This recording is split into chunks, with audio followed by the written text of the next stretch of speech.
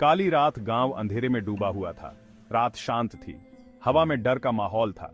ग्रामीण अपने घरों में दुबके हुए थे। वे कहानियां सुना रहे थे, डरावनी कहानियां, पहाड़ी पर बनी हवेली की कहानियां। काली रात समय से भूला हुआ एक गांव था।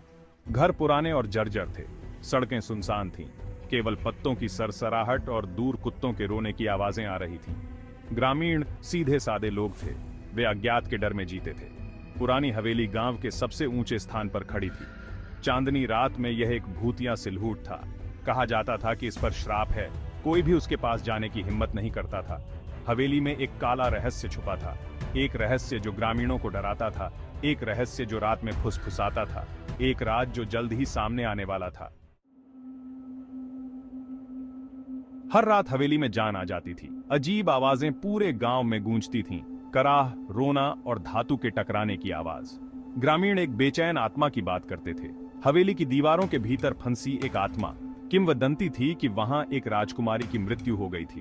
उसकी मौत एक रहस्य थी। कोई कहता है कि उसकी हत्या हुई थी, दूसरों का कहना है कि उसने खुद अपनी जान ले ली। ग्रामीणों का मानना था कि उसकी आत्मा हवेली में भटकती है। वे उसके दुख, उसके क्रोध, उसकी निराशा की बात करते थे। बड़ों ने जवानों को चेतावनी दी, हवेली से दूर रहो, इसका नाम मत लो, इसे मत देखो। लेकिन उनकी चेतावनी बाहरे कानों पर पड़ी। एक युवक के लिए जिज्ञासा डर से बढ़कर थी। ये कहानियां सिर्फ अंधविश्वास हैं। भूत जैसी कोई चीज नहीं होती। मैं तर्क में विश्वास करता हूँ। रवि ने कहानियों का उपहास किया। वह भूतों में विश्वास नहीं करता था, वह तर्क में विश्वास करता था। वह शहर का लड़का था, काली रात में नया था, वह हवेली से चिंतित था। उसने खुद देखने का फैसला किया। मत जाओ रवि, ये बहुत खतरनाक है। तुम्हें नहीं पता वहाँ क्या बुराई छुपी है। प्लीज रवि, हमारी बात सुनो, ये जोखिम के लायक नहीं है।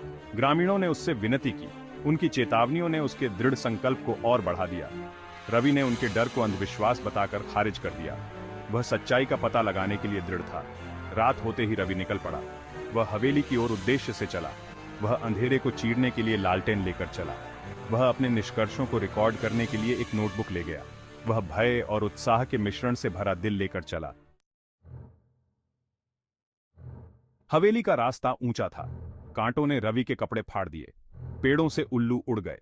जैसे ही वह हवेली के पास पहुंचा, हवा और ठंडी हो गई। परछाइयां उसके चारों ओर नाच रही थीं। ये जगह ये अलग लगती है, लगभग ऐसा जैसे यह जीवित है। उसने एक उपस्थिति महसूस की। उसकी रीढ़ की हड्डी में ठंडक दौड़ गई। वह हवेली के फाटकों पर पहुंचा। वे जंग खाए हुए थे और कराहते हुए खुल गए। सन्नाटे रात में आवाज गूंज उठी। रवि मैदान के अंदर चला गया। वह एक भयानक सन्नाटे में घिरा हुआ था। वह धीरे धीरे हवेली के पास पहुंचा। हर कदम उसे डर से भर देता था। वह सामने के दरवाजे पर पहुंच गया। यह थोड़ा अजर था। उसने एक गहरी सांस ली और उसे धक्का देकर खोल दिया। भाग 5। हवेली की रानी। हवेली में अंधेरा और धूल थी। छत से मकड़ी के जाले लटके हुए थे। हवा भारी और बांसी थी। उसमें सड़ांध और भूली बिसरी चीजों की गंध आ रही थी। रवि ने अंदर कदम रखा। उसका दिल तेज धड़क रहा था। उसने अपनी लालटेन ऊंची की। प्रकाश टिमटिमा गया।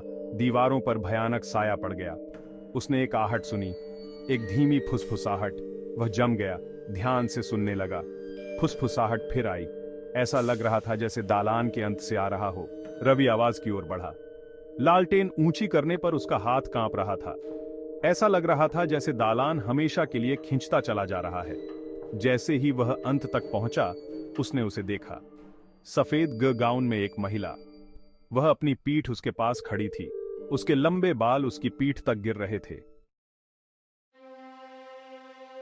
नमस्ते, क्या वहां कोई है? भाग 6। एक ठंडा आलिंगन। महिला धीरे से मुड़ी। उसका चेहरा पीला और खींचा हुआ था। उसकी आंखें खोखली और गहरे दुख से भरी हुई थी। रवि हाँफने लगा। उसने उसे कहानियों से पहचान लिया। राजकुमारी। राजकुमारी उसकी ओर बढ़ी। उसके पैर जमीन को नहीं छू रहे थे। रवि को ठंड लग रही थी। उसने पीछे हटने की कोशिश की, लेकिन खुद को उस जगह पर जड़ गया। राजकुमारी ने उसका हाथ पकड़ा। उसके स्पर्श से उसकी रीढ़ की हड्डी में सिहरन दौड़ गई। उसका स्पर्श बर्फ जैसा था। उसकी आंखों ने उसे बंदी बना लिया। वह बोल नहीं सका। वह सांस नहीं ले सका। वह पास आई। वह अपने गाल पर उसकी ठंडी सांसों को महसूस कर सकता था। भाग 7। लुप्त होती चीखें। राजकुमारी उसके कान में फुसफुसाई। उसकी आवाज ठंडी थी और दुख से भरी हुई थी। उसने अपने दर्द, अपने विश्वासघात, अपनी हत्या की बात कही। रवि डर के मारे पागल हो गया था। वह चीखना चाहता था लेकिन कोई आवाज नहीं निकली। उसने अपनी आंखें बंद कर लीं, कामना की कि यह सब एक सपना हो। उसे सीने में तेज दर्द महसूस हुआ। उसने अपनी आंखें खोली। राजकुमारी जा चुकी थी। वह अपनी छाती पकड़कर पीछे हट गया। उसने महसूस किया कि एक ठंडा डर उसके दिल को जकड़ रहा है। वह मुड़ा और भागा। वह हवेली से भागा, अंधेरे से भागा। वह तब तक दौड़ता रहा जब तक वह सामने के दरवाजे से बाहर निकलकर रात में नहीं आ गया। वह गांव पहुंचने तक नहीं रुका। भाग 8। परछाई बनी रहती है। रवि की चीखों से ग्रामीण जाग गए। वे उसकी मदद के लिए दौड़े आए। उन्होंने उसे जमीन पर पड़ा पाया। वह पीला पड़ा था और कांप रहा था। वह अस्पष्ट रूप से बड़बड़ा रहा था। राजकुमारी, ठंड, दर्द। ग्रामीण उसे उठाकर उसके घर ले गए। उन्होंने उसे दिलासा देने की कोशिश की, लेकिन वह इनकंसोलेबल था। उसने सच देखा था। उसने मौत की बर्फीली चपेट महसूस की थी। उसने एक तामसिक आत्मा की आंखों में देखा था। रवि कई दिनों तक बिस्तर पर पड़ा रहा। वह राजकुमारी की याद में डूबा हुआ था। ठंडा आलिंगन, दुखद फुसफुसाहट। वह डर से बच नहीं सका। भाग 9। एक बदला हुआ आदमी। रवि फिर कभी पहले जैसा नहीं रहा। अनुभव ने उसे बदल दिया था। वह पीछे हट गया था और शांत था। उसकी आंखों की चमक चली गई थी। उसने अपना सम स्केप्टिसिज्म खो दिया था। उसने कुछ अधिक भयावह पाया था। उसे सच्चाई मिल गई थी। ग्रामीणों ने उसे दया और भय से देखा। उन्होंने उसमें बदलाव देखा। वे जानते थे कि उसने राजकुमारी को देखा है। वे जानते थे कि वह उसके स्पर्श से चिह्नित है। रवि अक्सर पहाड़ी पर बनी हवेली को घूरता रहता था। वह वहां उसकी उपस्थिति को महसूस कर सकता था।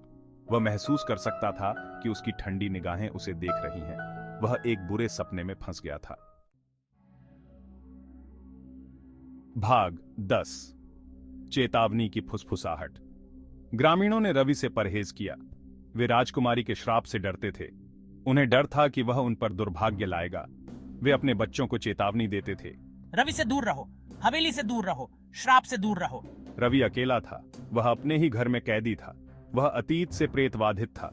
वह वर्तमान से तड़पा हुआ था। उसका कोई भविष्य नहीं था। पहाड़ी पर हवेली खड़ी थी, मौन, खतरनाक। राजकुमारी ने एक और शिकार का दावा किया था। काली रात का श्राप बना रहा। ग्रामीणों ने फिर कभी रवि की बात नहीं की। वे श्राप के बारे में फुसफुसाते थे। उन्हें रात से डर लगता था। उन्हें अंधेरे से डर लगता था। उन्हें पहाड़ी पर बनी हवेली से डर लगता था, क्योंकि वे सच जानते थे, कुछ राज दबे रहना ही बेहतर है। भाग 11। काली रात का श्राप। एक तूफानी रात रवि गायब हो गया। ग्रामीणों ने उसकी तलाश की। उन्होंने गांव की तलाशी ली। उन्होंने आसपास के जंगल की तलाशी ली। उनका कोई पता नहीं चला। वे जानते थे कि वह कहां गया था। पहाड़ी पर हवेली खड़ी थी, शांत, खतरनाक। राजकुमारी ने एक और शिकार का दावा किया था। काली रात का श्राप बना रहा। ग्रामीणों ने फिर कभी रवि की बात नहीं की। वे श्राप के बारे में फुसफुसाते थे। उन्हें रात से डर लगता था। उन्हें अंधेरे से डर लगता था। उन्हें पहाड़ी पर बनी हवेली से डर लगता था, क्योंकि वे सच जानते थे, कुछ राज दबे रहना ही बेहतर है।